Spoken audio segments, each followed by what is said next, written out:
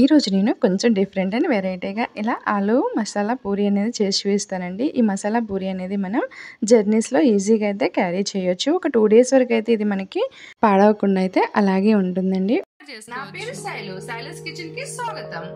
ఇక్కడ నేను బంగాళదుంపల్ని ఫస్ట్ ఇలా ఉడికించి అయితే తీసుకున్నానండి. వీటి మీద ఇక్కడ ఇలా పొట్టు అయితే తీసేసుకుంటానండి. అలాగే అన్ని బంగాళదుంపల మీద తీసేసి పక్కనైతే ఉంచుకుంటాను. అలాగే నేను ఇక్కడ ఒక ఎరడుపాటి బౌల్ అనేది తీసుకున్నాను కదా, ఆ పైన నేను ఇక్కడ ఇలా కొంచెం గ్రేట్ చేసుకుంటానండి.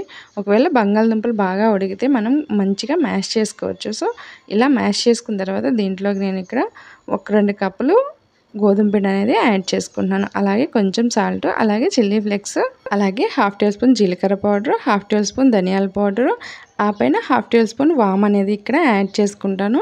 ఫస్ట్ ఇక్కడ సన్నగా తరిగి పెట్టుకున్నాను పచ్చిమిర్చి అండ్ కొత్తిమీర, దీన్ని కూడా యాడ్ చేసి ఒక 1 టేబుల్ స్పూన్ షుగర్ పౌడర్, అలాగే కొంచెం ఆయిల్, కొంచెం పసుపు అనేది వేసుకుంటాను.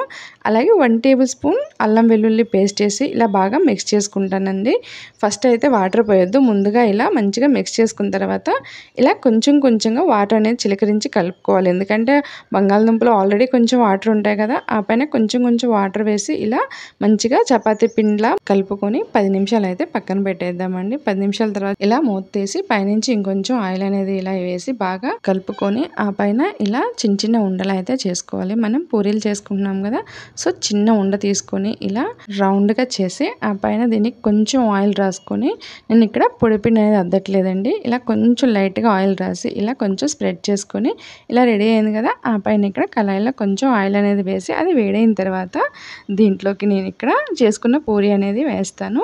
ఇది కొంచెం కాలుతూ ఇలా కొంచెం నొక్కుకోవాలండి. ఇలా నొక్కుకోవడం వల్ల మనకి పూరి అనేది మంచిగా పొంగి వచ్చేస్తుంది. సో ఇలా 2 వైపులా కాల్చుకొని తీసేసుకుంటాను. చూడండి, అన్ని పూరీల్ని ఇదే విధానంగా అయితే రెడీ చేస్తానండి. ఈ పూరీల్లోకి కూర అనేది అంత అవసరం పడదండి. దీంట్లోకి మనం టమాటా చట్నీ కానీ, అలాగే పెరుగు అండ్ టమాటా కెచప్తో సర్వ్ చేసుకోవచ్చు. సో చాలా యమ్మీ అండ్ టేస్టీగా ఇలా పూరీలు అయితే రెడీ అయ్యాయి.